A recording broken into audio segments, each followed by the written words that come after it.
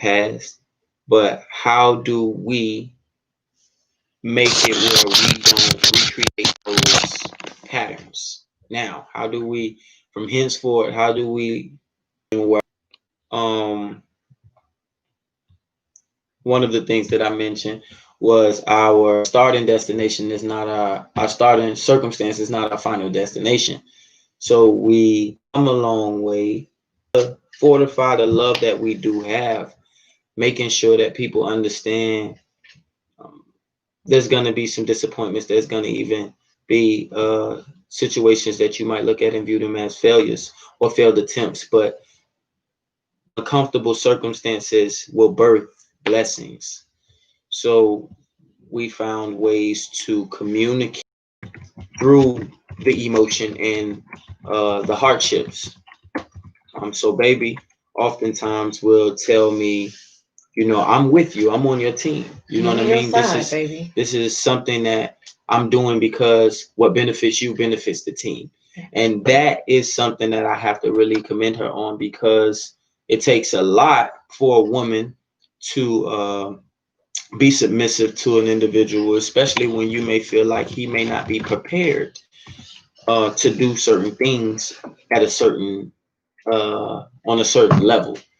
And not to say that I would do things that were unnecessary, but oftentimes reacting versus responding, it may come off quite shrewd or harsh, and even rushed before thinking things through.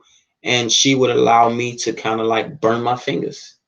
She would allow me to have to go and bite my tongue, and we would have those conversations, pillow talking, and or even where if I didn't want to hear it, I would get one of those long texts, and that has benefited us.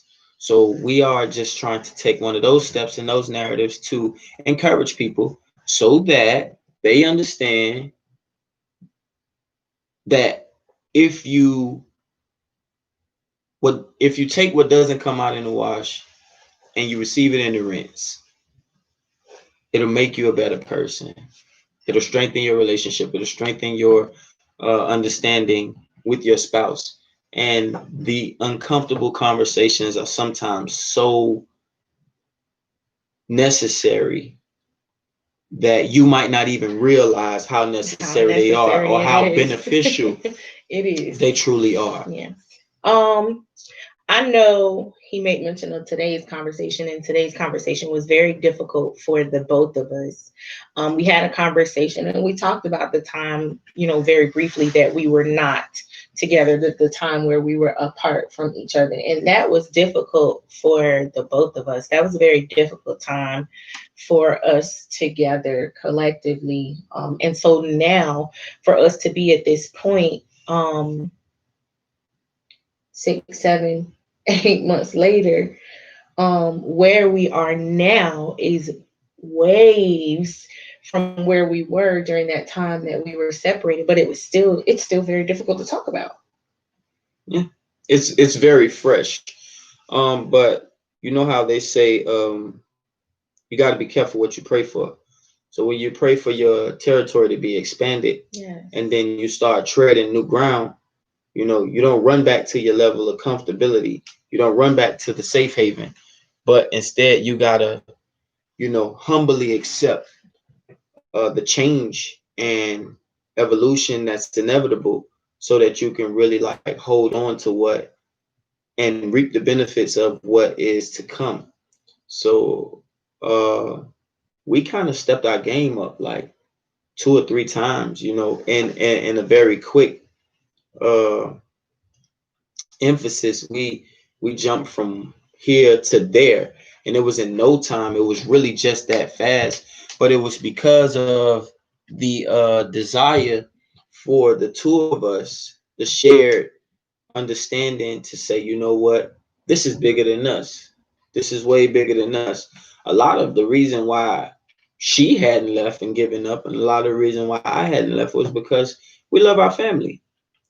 Not our mothers and No, relatives, but no, these babies. The babies, you know, these like babies, what we've been able to, so far at least, because they got a lot more growing to do. Hey sis, is we look at our children and we see greatness in them that we couldn't see 9 mango seasons ago. right.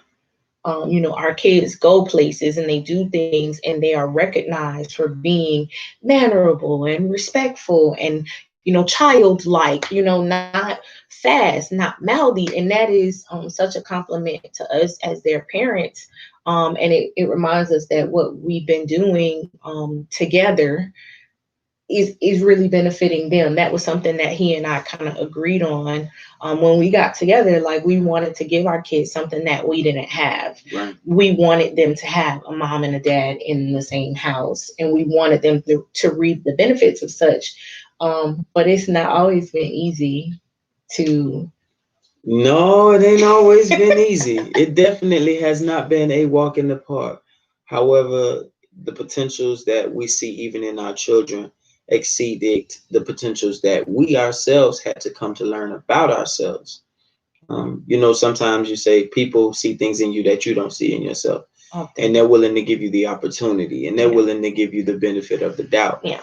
So we have given each other the opportunity and the benefit of the doubt over and over and numerous times over again, and to exceed the number of 7 in forgiveness. Yeah. But to give them a fair shot at just seeing things from a different perspective. Yeah. Because a lot of their friends, majority of their friends, probably about 85 to 90% of their friends don't have two-parent households. Right. So we see the difference, and in the few that have had that, their parents have gone their separate ways, or in certain circumstances, their parents are living in the other room, in the same household, and they are running away from those conversations that are much needed that could potentially help them to begin the healing process. So I thought about uncomfortable conversations, because one of the things that I would always tell my husband is like, when we moved away and God started doing all these wonderful things in our life, I was put in a position where I had to hire and fire and write people up, right? And if you've ever been in that position, then you understand what it's like to have some really uncomfortable conversations. Mm-hmm. You may have to tell someone that they have an odor and they need to bathe, or they need to put in a little bit more effort to be mindful of how they smell. You may have to send someone home for being improperly dressed when you know that they don't necessarily have the best clothes at home to choose from. You may have to have a conversation and say, listen, I know that your child is sick, but if you miss another day, I may be forced to fire you. You have to have these really, really, really uncomfortable conversations. And what that taught me individually was how to endure having these uncomfortable conversations with my husband. Well, me not knowing such, she helped me to sharpen my social skills, because I was one to just kind of like say what it was that I wanted to say. I'm grown, you know what I'm saying? Who's gonna check me? What you gonna do about that? And coming to age, to be of age, I now understand the importance of not saying everything that comes to your mouth, not saying everything that comes to your mind, and deterring from negative things when it comes down to a thought process or thought pattern, and just kind of like invoking the right type of communication skills and saying like, all right, cool. Look, I don't appreciate how you're talking to me. I don't appreciate what it was that you said. That may be your opinion of things, but that I don't find that to be necessarily true. So working at that got us to where we were able to say things like, hey, listen, if there's anything that you need to tell me, just lay it on out there. Let's have this conversation. Tell me now, because I don't want someone else to tell me, or whatever it is. It doesn't matter what it is or how you feel as though I'm going to respond. Just lay it on out there so that we can move forward, because we can work through the truth. We can't work around lies. And that for me was difficult to digest, because although he was saying that, just the tone in his voice as he was saying it made me like, he don't mean that. And I took that and interpreted that, and as my own perception, made that the acceptable thing to do. She oftentimes came to a conclusion of painting a picture of how I would respond. Yeah. And in my mind, I just knew what he was going to respond like. And that wasn't fair. That's not okay. That's not acceptable. But that was another uncomfortable conversation for him to have with me, because he had to tell me, like, no, you need to check yourself, because you're deciding on my behalf what I can and cannot handle, or what I can and cannot hear. And that was tough. You take away the authority that I have as a right to know as your significant other. You take away, my option to say, okay, well, I'm willing to listen, or I don't want to be bothered with this. Yeah. So when things get a little uncomfortable, or they get shaky, we have to kind of like take us some downtime, or, we take a long ride. We used to get in the car and just drive.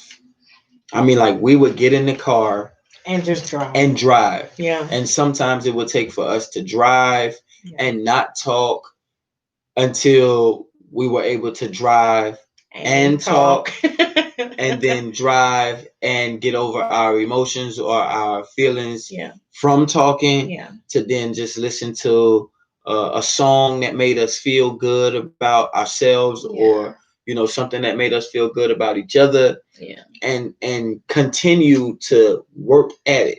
This marriage thing, man, this marriage thing is the hardest job you will ever have in your entire life.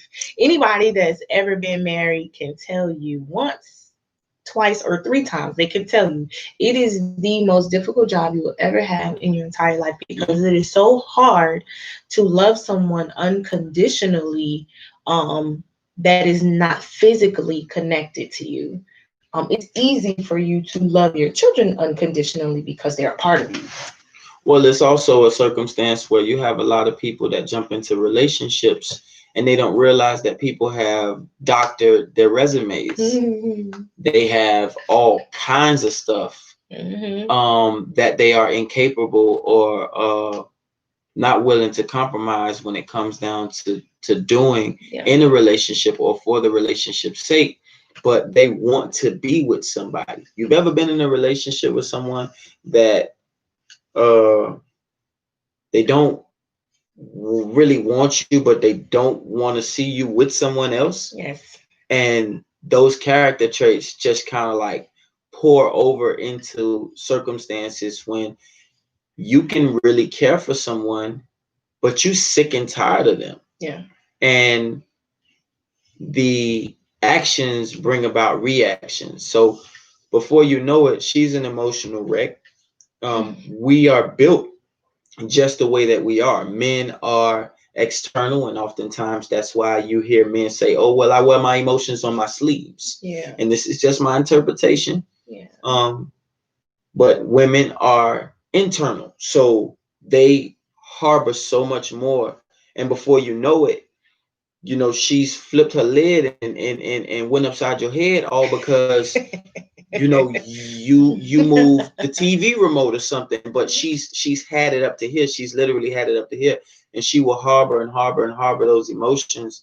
And we popping off and expressing ourselves, or being overly expressive, or not being expressive enough, to the point where you have women that are saying, oh, he's just talking and he's just talking stupid.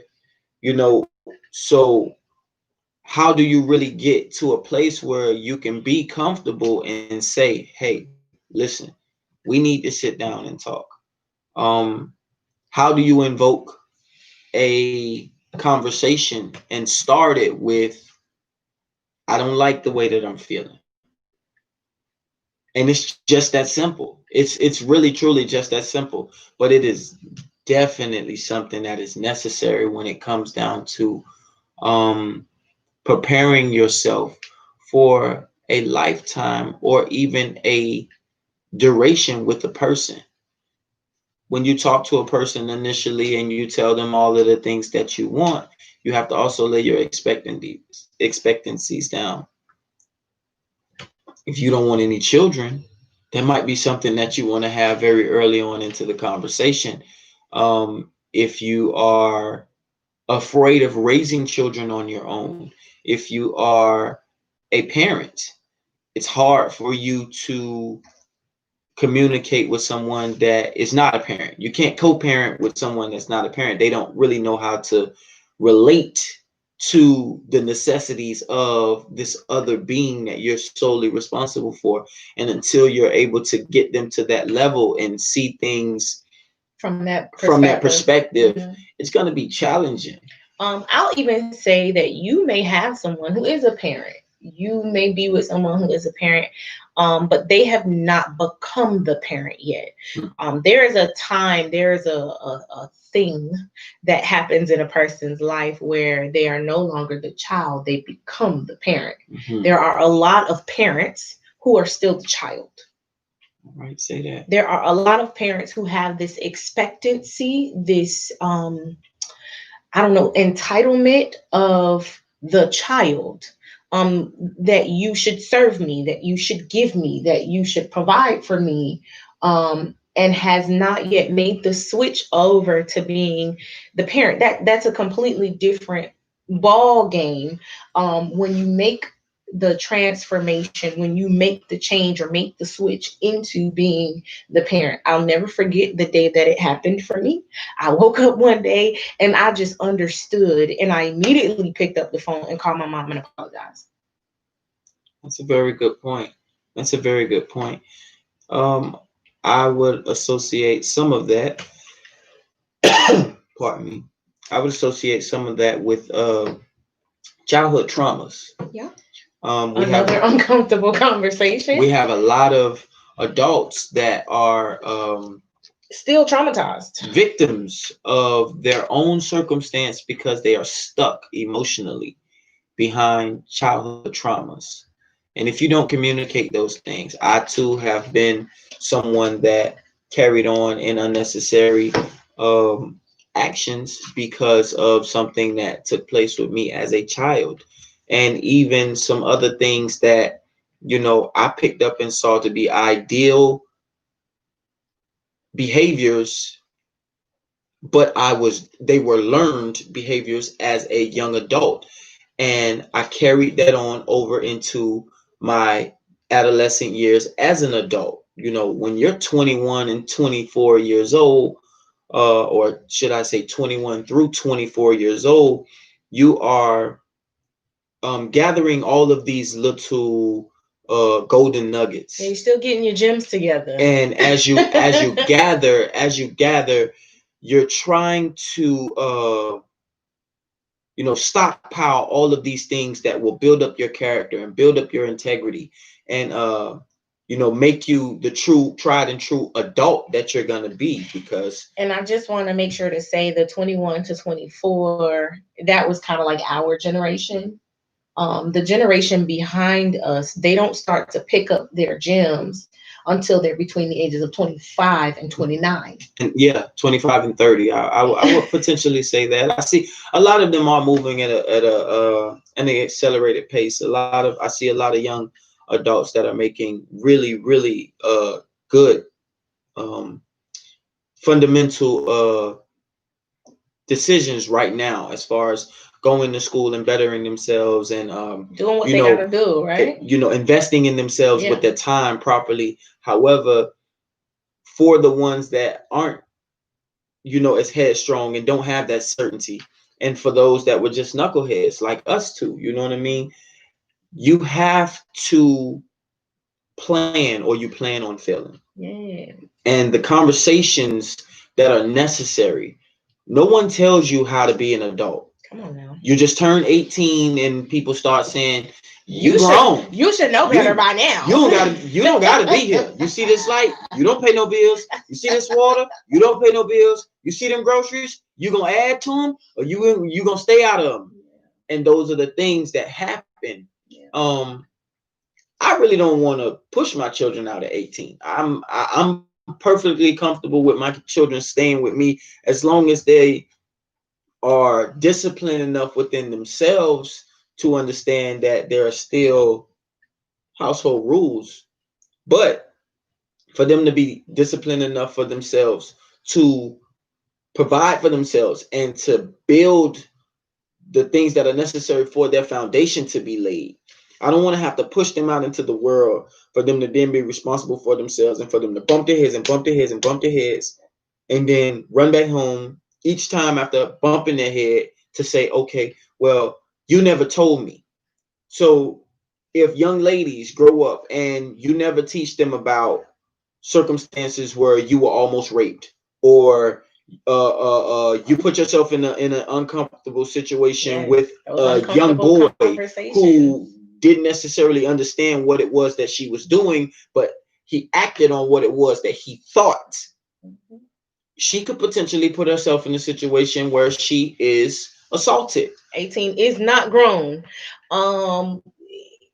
It's so much more than a number though, and I always kind of talk to my husband about these preconceived notions that we have, and it's really more so in the Black community than anywhere else. And I hate to say it that way, but the truth is the truth, where we have these ideas or these concepts where we feel like at this point you should know, at this point you should be ready, at this point. And I don't think that we take the necessary steps to transition ourselves appropriately. I always say, you know, I'm a Southern girl. We were bred to serve our men, right? Okay. We were brought up that way, like, fix this plate, take it to your daddy, like, or go in there. You know, these are things that we kind of did naturally coming up.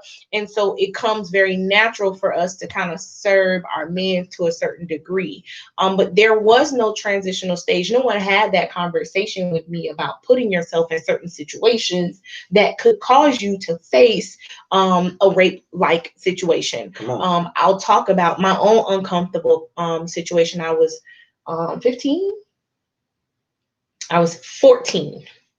And I was doing stuff I ain't had no business, y'all. I ain't even gonna lie about it. It was an early release day, I'll never forget. And my mom was like, when you get out of school today, you better come home. And I'm like, okay, I'm gonna come home. No, I'm gonna come home. Right. I'm gonna come home. Right. Here's what I thought. I thought I was being slick. I did go home. And then I left.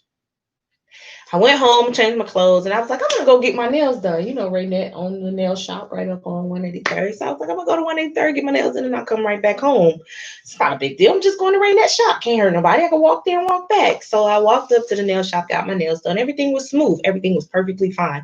I was on my way back home. I was literally around the corner at Norwood Park, and a friend of mine was like, oh my God, hey girl, how you doing? We're hanging over here at such and such house. Why don't you come over here?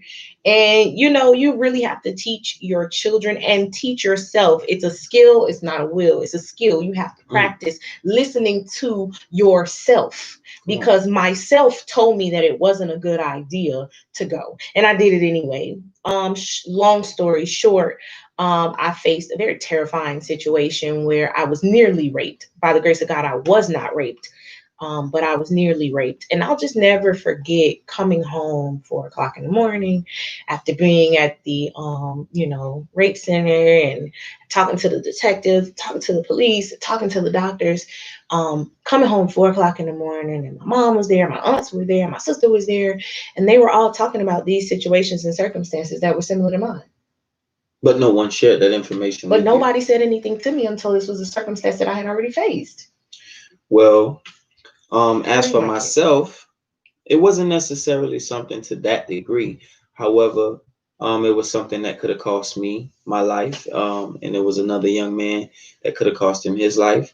I have a little cousin that was killed due to gun violence, and not sharing the awareness, not having the conversation with your children about the introduction of firearms. We grew up in South Florida. There's probably 5 to 1 firearms to every between person. to each kid between 13 and 17. Yeah.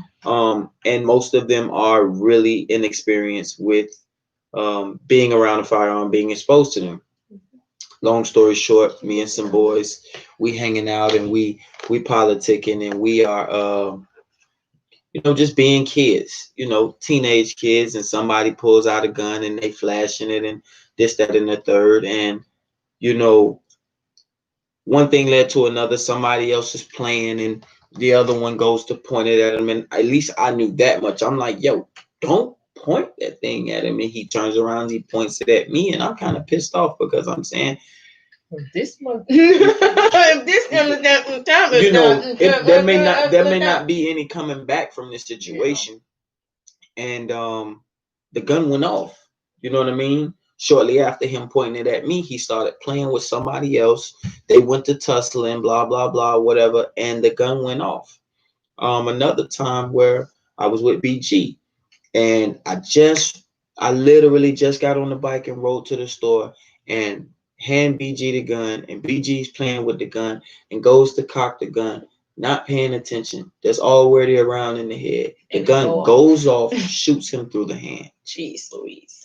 So if my godmother sees this video, I'm sorry. That's the real story. Yeah, all these years later, I had no business leaving him with that gun. But I'm sorry, Mama D. It is what it is. So we have to have these conversations, and they are uncomfortable conversations. One, for instance, that I've had with my children. We have 6 beautiful children. We've had the conversation about bad touch and good touch. Several times over again. We have an autistic daughter. Yeah. And she oftentimes is not able to differentiate reality from her own world and existence. She also has difficulty with differentiating between danger. Yes. Danger. Yes. Yeah. Her emotional guard is not all that nearly right. She's 12 years old, and oftentimes we watch her digress in certain circumstances, particularly where we would want to see her be more mature or more cautious. Whereas with most girls at this point, they're usually quite mature at 12. She's not there yet. And that's one of those things that we constantly are like, it's almost like beating it in her head, having these really uncomfortable conversations with her to make sure that she understands that she has to be very careful with herself. But those conversations start at home. So as an example, we have a daughter that's 16. From the time that she started growing breasts, I'm not into her bedroom. This is our house. Yeah. But from the time that she has obtained a bra, an actual bra, and she's had her little chi-chis, her little peaches growing, I don't go into her bedroom. And I do that to be adamantly aware of the circumstances that she's exposed to. Yeah. Because if she doesn't feel comfortable, she'll first identify with that because of situations that she's been exposed to. So she has a grown man at home, and though I am her father, I'm not her biological father. But if I play with her a certain way, or if I illustrate certain things, then it's going to allow her to be more subject to do certain things with other individuals. Right. So that's a no-go, and we have our touch zones, our areas where it's like, hey, listen, below the belt. I ain't got, you understand not doing what I'm that saying? One. I'm in my towel, or, she's in her night shirt, you know what I mean?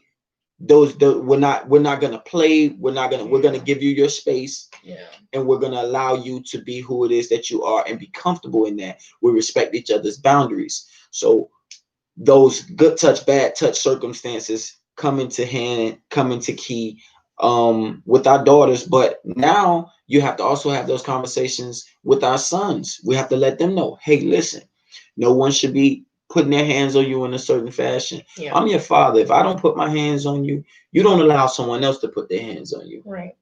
So at home, you have to groom your children so that they are the kind of adults that you want them to be collectively, by having conversations with them, just by saying even things like, hey, listen, for your actions, there's a reaction. Because you did this, this is why you're dealing with this consequence. I just thought that I would say this is probably an uncomfortable conversation, even for those who are listening in. But I'll just say this, that I learned through life that a lot of parents don't parent their child to be good moral adults, they parent their child to be good children. You don't give them what it is that they need to do well in the world without you. You actually teach them how to operate in a world that includes you. And in so many instances, I've seen people lose their parents and not be prepared for life because they were not taught how to handle life on their own. They were taught how to handle their life with the assistance of their parents. And for me, in my opinion, so please forgive me if this strikes a nerve or if this bothers someone, but that's bad parenting. It is your job to prepare that child for life, and they are so they're an adult for so much more of their life than they are a child. So you really have to think beyond where they are right now. I always tell my husband, he's heard me say this for years, but my children are little people. Absolutely. They've always been little people. And so I have conversations with them just like I'm having conversations with them, because it's important for them to understand these things. My grandmother always would say, the tape recorder will play, baby. You know, the things that you were saying is going to play back to them. It'll come back to them. And you have to understand that if you don't give them what it is that they need, they'll only come back to you. That is definitely something that needed to be said. When these children are making decisions for themselves, which they're going to do it with or without your consent. Okay. You want them to understand why you are chastising them or why you are being opinionated when it comes down to certain things that they do. It's one and the same with your spouse. Women see things differently.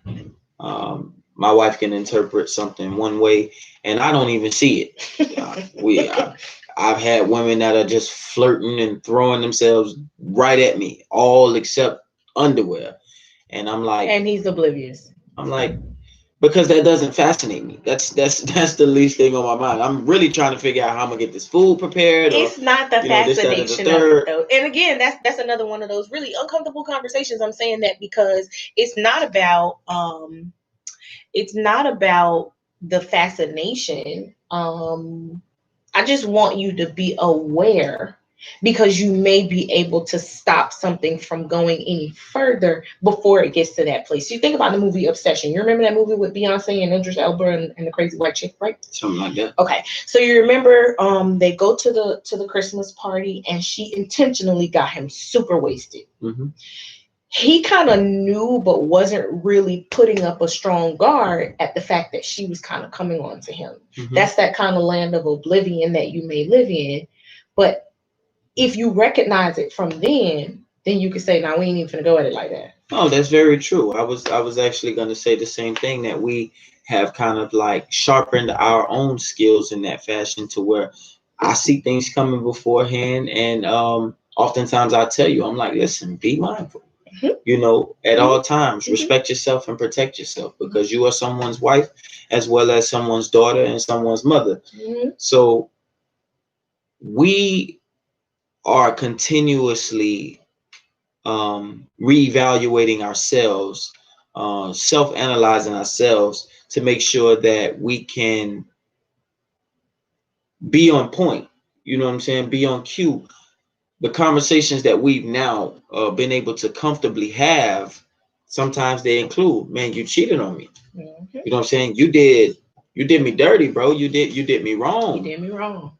You didn't have to do it that way. You didn't have to resort to that. Why, or what was it that I wasn't giving you at that point in time, or what was it that you didn't see in me that you saw in this person that allowed you to take yourself there emotionally as well as physically? And I have to remind him through these uncomfortable conversations that a lot of the time people assume that when someone that they're in a relationship with does something that they do not approve of, that it has something to do with the other person.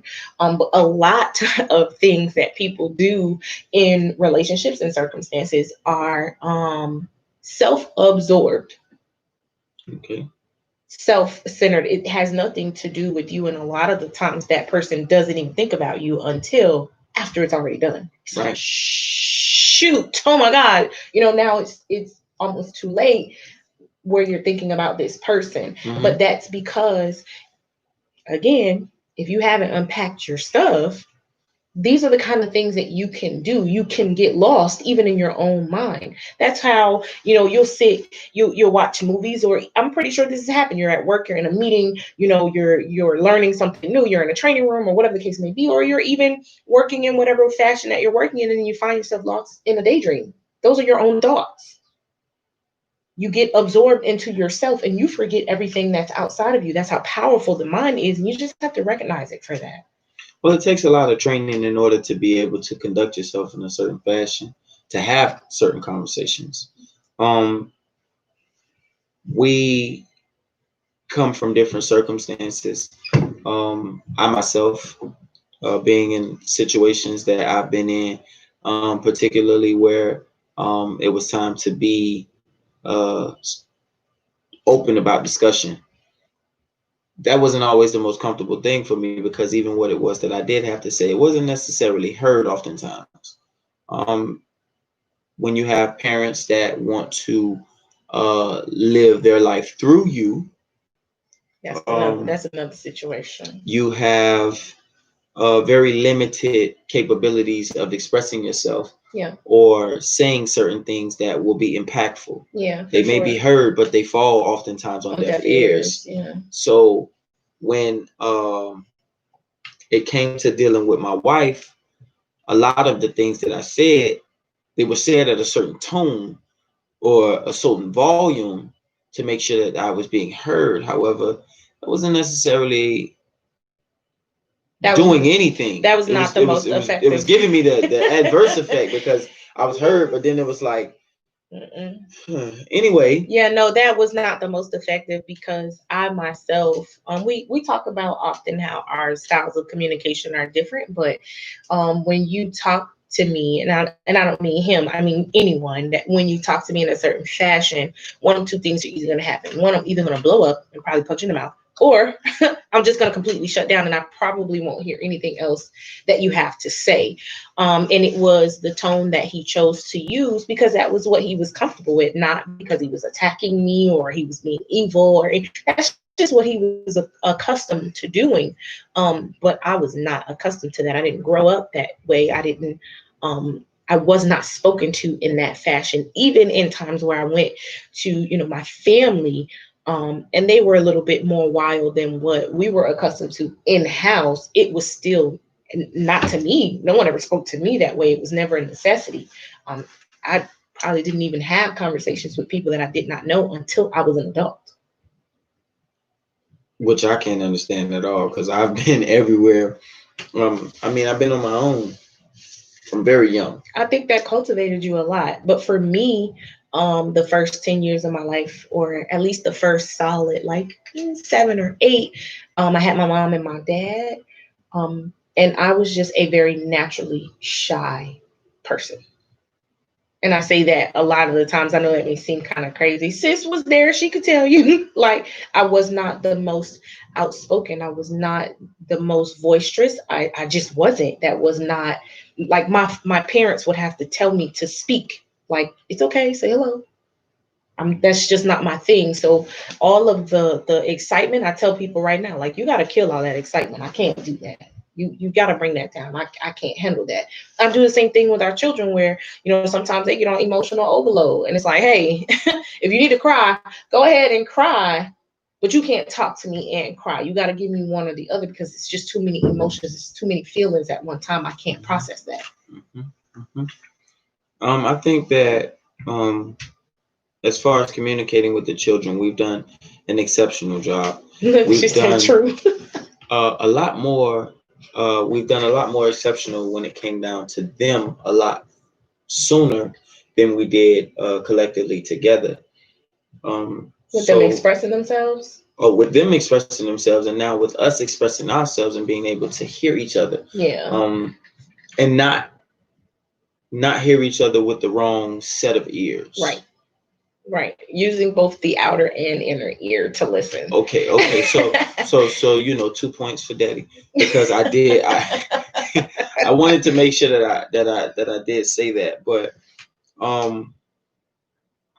it took a lot of uncomfortable conversations to it has get taken there. a lot of uncomfortable conversations. It takes a lot of to tell someone that you're not listening, and they hear you when you say that you're not listening. Oh yeah, because I will tell, but you guys may not know. I will tell you. Yeah, okay. I will trick Daddy you real quick. Okay, what's up? Shut up. Yeah.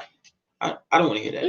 Look, I don't want to hear it. I'm not listening. We had somewhat of a disagreement last week, and I was like, babe, I just need you to hear me. And I was like, no. What are you talking about? It's over. And I'm like, come on, I just need you to listen to what I am saying. And he was done. He had checked out. It was a wrap. It's over. It's over. It's not happening. I don't feel like I have to worry about it. And then the next day, we had another uncomfortable conversation, kind of getting through what we were not able to get through today. She chewed me out, and I'm like, oh. I did it very delicately. I did not scream. And it might have actually felt better if I had listened initially. Yeah. It might actually have felt better if I had listened initially. But in my own defense, if you had said what needed to be said, you wouldn't have gotten the response that you got. I got you. Right? But you have to accept. No, I'm very accepting. Okay, all right, that's it. Let me put this stamp on you, because you gonna have to wear that. You know what I'm saying? When in order to communicate effectively, you have to say what needs to be said. Don't sugarcoat it. Don't hold back. Yes, there's a certain way and fashion in which you need to express yourself, but the most important thing about that entire situation is saying the most important part. Your feelings, your desires, the things that are you have to give them the solution as well as the problem. Yeah. That's just effective communication. You cannot give them what they want to hear or what you want them to know and hear, and expect them to say this solution should be or should look like this. No. Right. If you give them all of the intel,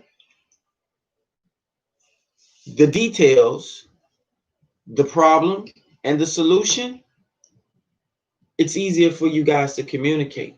Because even if you disagree with the resolve, you still are at the table with everything laid out, and you can come up with the formula that fits the both of you. Cheating is cheating. And when you cheat a person out of an opportunity, it takes them aback oftentimes, because it's like, you didn't give me a fair chance at that. Why? I don't feel like I deserve that at all. Yeah. So regardless of where you are as a person, if I don't tell you everything that's necessary for you to know exactly what you're getting yourself into, it's a disservice. Yeah. Then that builds up a multitude of emotions and brings you to a place where now there's distrust. Yeah. Now there's deception. Yeah. And we're gonna have to have another conversation. Yeah.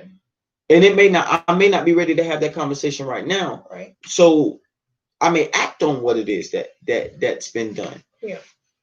you have the conversations where there's been infidelity. And if you feel as though you've been done wrong, because of course, in most cases, someone is done wrong, if not both people are done wrong, and you express that, you're not going to feel any better by going and sleeping with somebody else. Mm-hmm. You're not going to feel any, you're not going to fix it by going and sleeping with somebody else. And you're not going to feel any better by going and sleeping with 2 or 3 more people to out cheat the cheater. Right. It just doesn't really make sense. That's a childish response. In most cases, we oftentimes do. Mm-hmm. But if you communicate it to understand, and just like I said to you, and just like you made a point of, most times it's not you. Most times it's not the partner. It's something that you haven't dealt with or resolved within yourself. Within yourself. That causes those responses and those reactions. A person, even as in myself, where I'm feeling like I'm not good enough, or I'm not enough in this situation to meet the desires that you have, I want that communicated. Right. Tell me. Right. Tell me so that I know how to adjust myself. Tell me so that I know how to, evaluate my own emotions. That way I'm not going to mistreat you behind what it is that you're doing, because we've had a Will and Jada moment. Yeah. We ain't doing no entanglements, but I will say that I agree with you to a certain degree, but you have to understand that words, physical expression are both forms of communication. Okay? Mm-hmm. Physical expression. Body language. Correct. And words are both forms of communication. I may be saying to you with my body that I'm not prepared to have this conversation, or that I'm not content with the way in which the conversation is going. But because I haven't said those words, you've not yet picked up on the form of communication that my body is giving you more so than my mouth. Would that not still be considered one of those uncomfortable conversations where compromise is needed? Absolutely. But you have to be in a position where you are willing to shut up, Trick Daddy, and take in what's being said. I've learned even for myself that I didn't even think that I was the kind of person who wasn't willing to hear the other person out. I didn't think that that's the way that I was, but in a lot of cases, I've been proven wrong. There's been several times where you've come to me to say certain things, and I just, that inner ear was turned off. I heard you, but I wasn't listening. Mm-hmm. I heard you, but I wasn't listening. Mm-hmm. And it was obvious because I wasn't adjusting. So I'm saying that to say these are all things that are levels, channels, and things to overcome via uncomfortable conversations. But you and I have through uncomfortable conversations have understood that our forms of communication are not the same. Oh yeah. When you have people that speak 2 different love languages, sometimes you have them communicating in 2 different fashions. And that has definitely been the circumstance that we have dealt with. However, tried and true, you know what I mean? Tried and true. And if we can do it, then you can do it. It's all a matter of what you want to do. So I tell my kids like this. I was trouble when I was in school. And I mean, like, I was trouble. I was trouble. And I graduated. I'm a high school graduate. And I'm proud to say that, because a part of me felt like I owed that to my grandmother, my dear sweet grandmother, who raised me, to give her a diploma. I feel like it was something that I was in debt. I needed to be accountable that much. So you did that. I had to do what I had to do. I had to buckle down to make sure that, hey, listen, I know this is gonna help me, but I did this with you in mind. I did this with nobody else on the front of my brain other than you to say, look, Mom, what I did. Thank you for all of those school clothes. Thank you for all of the frustration and the heartaches that I put you through, that you didn't quit on me, that you didn't give up, that you stuck right by my side. And I just want to take a moment to say, and I'm going to put him out here for a second, but one of the biggest struggles that my husband and I have had in the course of this relationship is that he puts every other person's emotional needs before himself. Some people built for this. Yeah, but if you pour a cup until there's nothing left, what more can you pour? I've had to ask myself that question as well. You know, and I mean, that's why my circle is so small. And just growing up, I kind of understand the importance of being able to sustain my own. Mm-hmm. So outside of us, you don't see me do too much anything. Mm-hmm. And with what we have, you know, we make do. Mm-hmm. You know, we make do. So we do damn good. I don't know what you're talking about. We do good. we do damn good. We do good. We do damn good. But I do feel that that's a little bit of a different subject. I just feel what I was beginning to say, and what I feel is like, it's just like the boys, you know, they're not tough. You know what I mean? They need hugs, boys, because I don't want them to feel like it's okay for them to harbor their emotions. I just want to let you know that when you were a little boy, you weren't tough either. You went through some tough shit that made you tough. I faced a lot of my biggest fears very young. You went through some tough shit, and that made you tough. And by the grace of God, you've been here to shield and protect your sons from going through some of that tough stuff. Yeah, I had a conversation with my mom. Just about a year or so, about 2 years now. About 2 years now. About the physical abuse that I went through from my uncle, her younger brother, and she had no idea. My mom, she had no idea. My grandmother had no idea either. They all were like, "Oh, if I had known that you had dealt with so much stuff, you know, I'd have shot that joker. I'd have did that." I was like, "Don't worry about it. I'm old enough now. I'll shoot him." But how did the physical abuse and things that you went through as a child, how did that affect you? It made me very angry. It made me very angry, but it also I don't feel nothing but God. Yeah. Not even that. Yeah. I don't feel nothing but God. Yeah. How did that affect us as a couple? Some of those childhood traumas that you faced.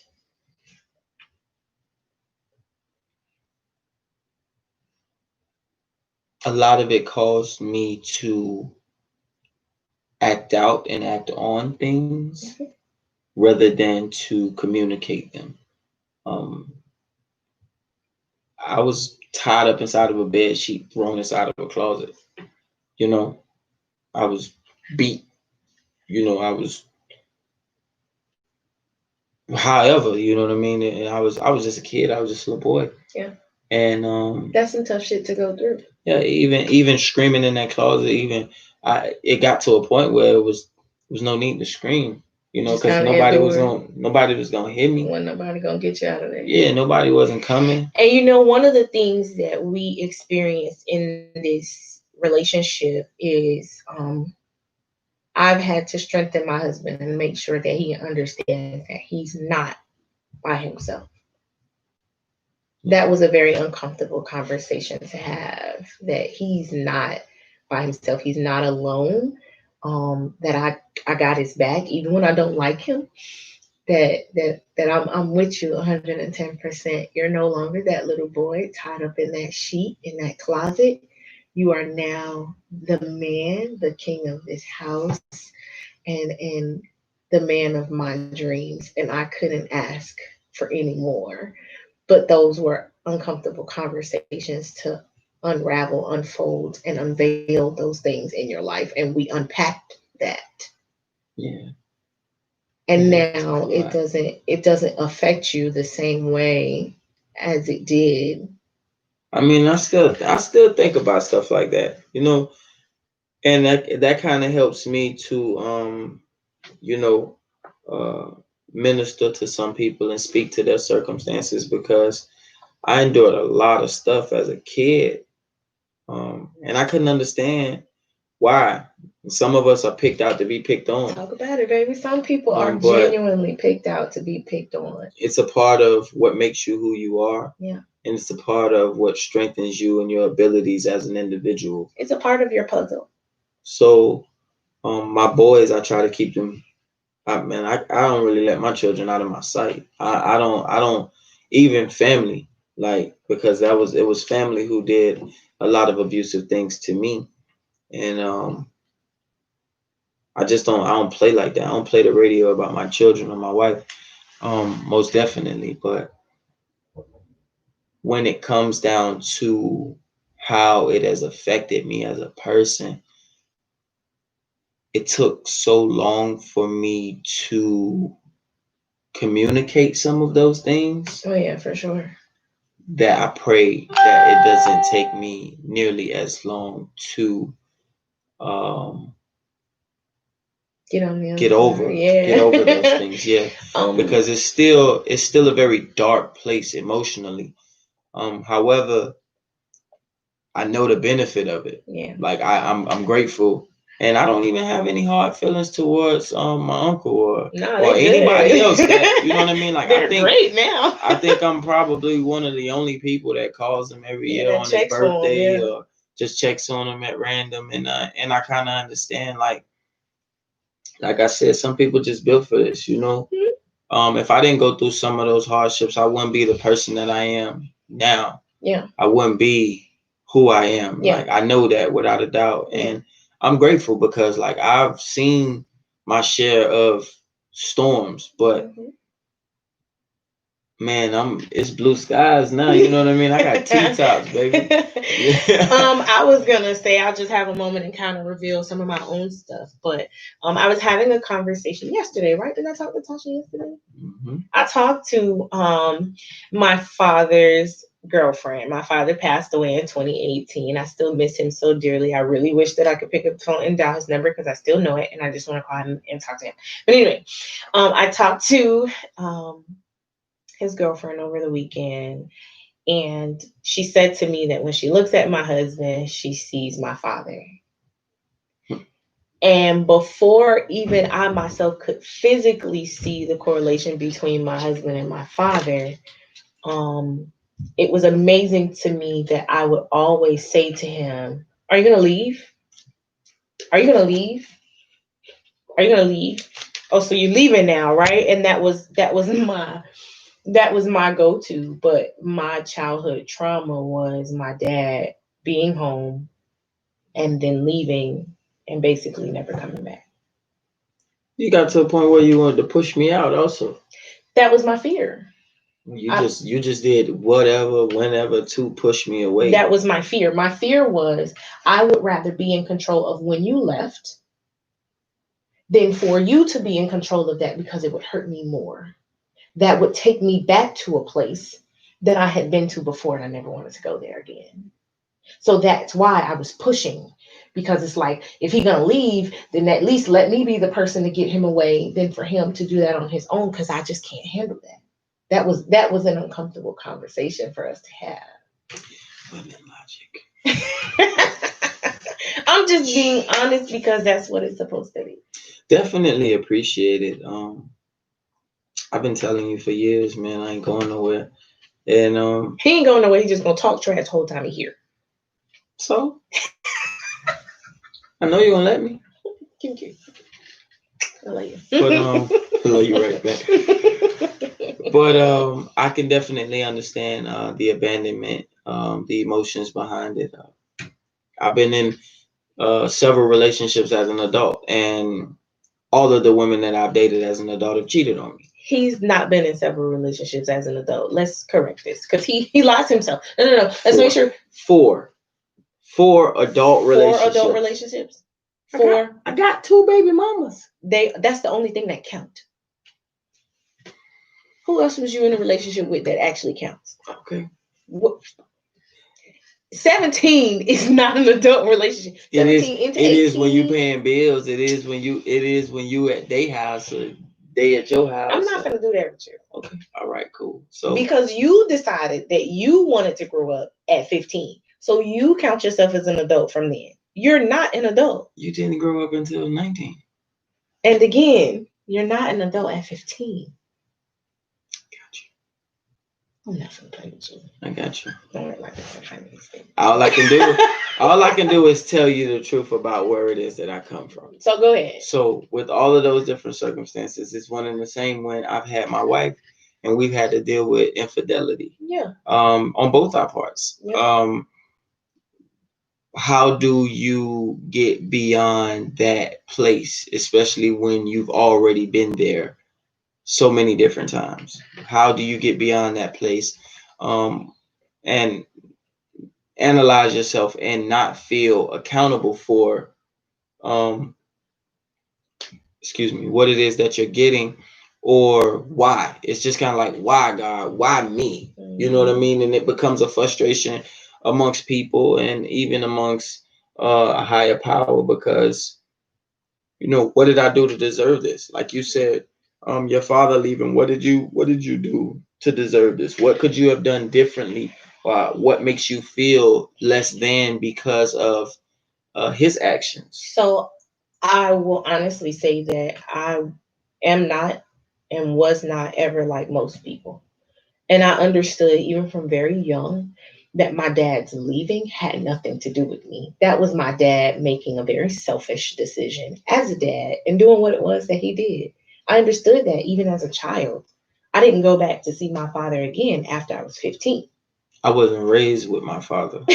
And I've been every corner of the globe that he's been to, in every relationship that he's fallen upon. And I just 2 years ago, 3? Yeah. About 3 years ago, just gave up with the fact that, it's not because of me of something that I'm not able to produce. It's just certain things aren't in certain people. That's man logic. For me, I went through what I went through with my dad, and I understood, again, I was 15. I understood that I wasn't his priority.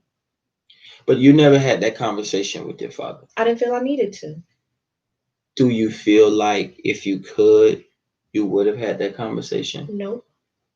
I'm happy at the conversations that we did have on the other side of it. Okay. Because I know the intellect of my father. Because it's different when you're in a relationship with someone. But that parent to a child, that connection is different.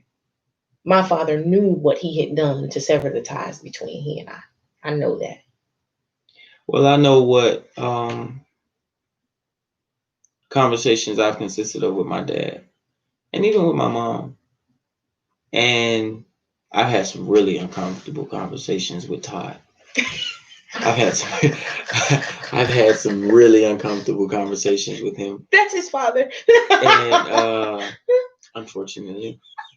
But at least, yeah, we've had some uncomfortable conversations. Thank you. And I get it. I don't have to hold myself responsible for his shortcomings. Correct. The healing process for me has been so much better. It makes me feel so much more accomplished by knowing that I've spoken my piece and that I have carried my weight. And I know how I've grown and matured as an individual because my father was the example of what it was that I did not want to be like. Now watch this. I thought to be so mind-boggling. Hey, Tara. My father in his latter years actually played a very pivotal part in him letting go of his frustration with his father. Oh yeah, Pops was the bomb. Um, I can only the conversations that me and your dad have had. Yeah. I wish so badly that my brother-in-law could have had. My other brother-in-law, I don't really know him that well, but I know that he had a lot that he wanted to say to Pop, and even Doug, big bro, I know that he had some things that he wanted to say to Pop. The conversations that me and Doug have had concerning Pop, yeah, were they were on the opposite side of things that I can't relate. You can't to. relate to that. Yeah, I can't relate to them because he was a wonderful person to me, and I know he was not always that. No, just being real. Like, I know he was not always that, but if he could, if they had given him the fair shot as open-heartedly as I did, yeah, I know they would have understood his methodology. I still say that I was able to watch my dad grow up. I experienced it. Yeah, it was different for me. Mm-hmm. Me and Devon, we talk about it every time we have a conversation. Yeah. Because Pops was a pop to me. Yeah. It was short lived. Nah, he definitely became. He texted me every day. No, listen, he definitely became the father that he was not. For us when we were coming up, and I fought tooth and nail for each of my siblings to be able to have that time, that moment, that connection with him, because he wasn't that same person. And again, like I said, I have no regrets about not having that conversation with my father, because the time that I spent not talking to my father, not calling my father, not having that connection with him, that allowed him to reflect. You think that makes sense though? He's the one that told me to have the conversations. Definitely. To say it. How do you think he knows that? Say it, get it out, and let it go. How do you think he knows that though? How do you think he came to understand that? He didn't come to understand it because that's what he did. He came to understand it because that's what he did not do. Gotcha. Dad learned exactly how to be a good man, a good dad, because of the that he did not do. Some of the greatest lessons that you learn in life are from things that you don't do. But the challenge to that is, as far as these relationships go, is that you go through all of these things, right? And you're in these situations. You may have a really great partner. You may have a really good circumstance, and you're afraid. So you leave it. Because it's not comfortable. Because it's not comfortable. And because of that, you could cost yourself an amazing life. That was something I wasn't willing to do. That's one thing, even in my own right, as scary as I may be, I'm fearless when it comes to this relationship. Right back at you, Ditto. I am completely fearless. Whatever it is that this man needs my support in, whatever it is he needs me to do, whatever it is, we're going to go. Because I fought tooth and nail to not come here, to not be here. But this is where he felt like we needed to be. And I'm watching how being obedient to him is changing and shifting our relationship. And I've learned to be obedient to you. I've learned to appreciate your strengths and weaknesses. So I definitely want to thank you for that. And we thank you guys for watching. Tuning in with us on our Tuesday night for Twice the Advice. Listen, guys, we're going to go ahead and wrap it up for tonight. But if you haven't been able to check out these cute little shirts we're wearing, mine says Hopelessly in Love, as you can obviously see. And mine says Got Hope, because we selling hope, not dope. That's right. We're hope dealers. Y'all didn't know? You did. But we want to thank you guys so much for having a look into a window on our relationship and having an uncomfortable conversation with us, taking a journey with us through some uncomfortable circumstances, and just trying to narrate how to start those conversations and the importance of them. She and I are probably going to have a little bit more conversation before we go to bed, but we're not going to carry you guys all through that and into our dirty laundry, we would say. But we will soon be having a conversation. We are going to discuss intimacy versus sex. We're going to have a conversation about that. That's a good one. That's a good one because it took me a long time to learn the difference between the two and the importance of them both. Correct. Individually and together. So we'll get through and to that. That may be the topic for next week.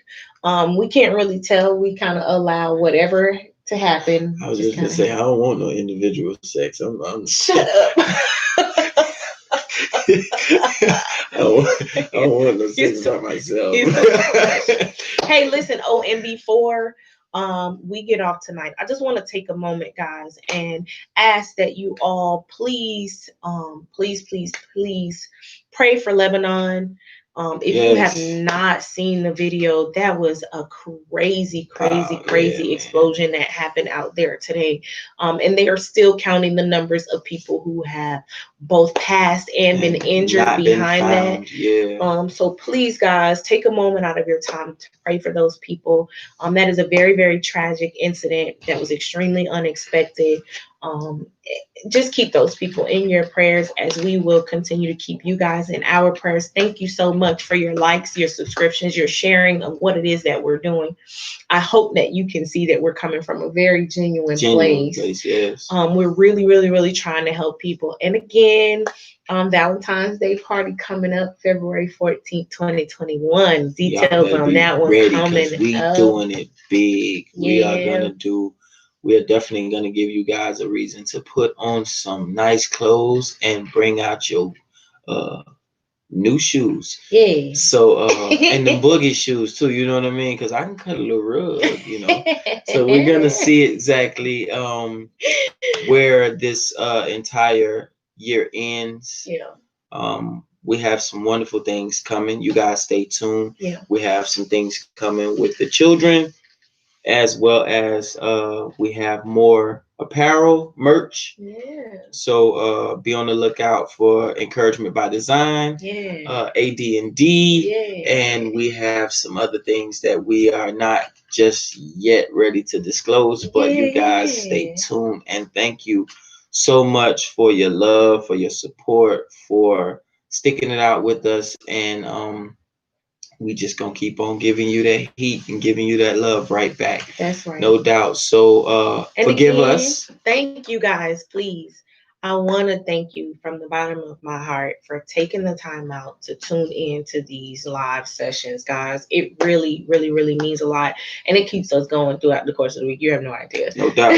No doubt. So forgive us for the technical difficulties. It wasn't our fault. It's on YouTube. We got to figure out exactly what's going on. But don't worry, it's not gonna happen no more. We gonna be right on it. We're gonna be right on it, no doubt. So that's gonna be the conclusion for us tonight. Yeah, I am AD. And this is your girl DD. Gang. Don't forget to like, share, and subscribe. But most importantly, we hope that you guys take something from tonight's live feed and that you have those much needed conversations, whether it be with your children, whether it be with your parents, or your significant other. Yeah. Fix it while you still have the opportunity to. Yes. Let's stop making it where things have to be life-threatening to be life-changing. Say that. All right? You guys be great. Much love. Be safe. God bless. Stay real, y'all.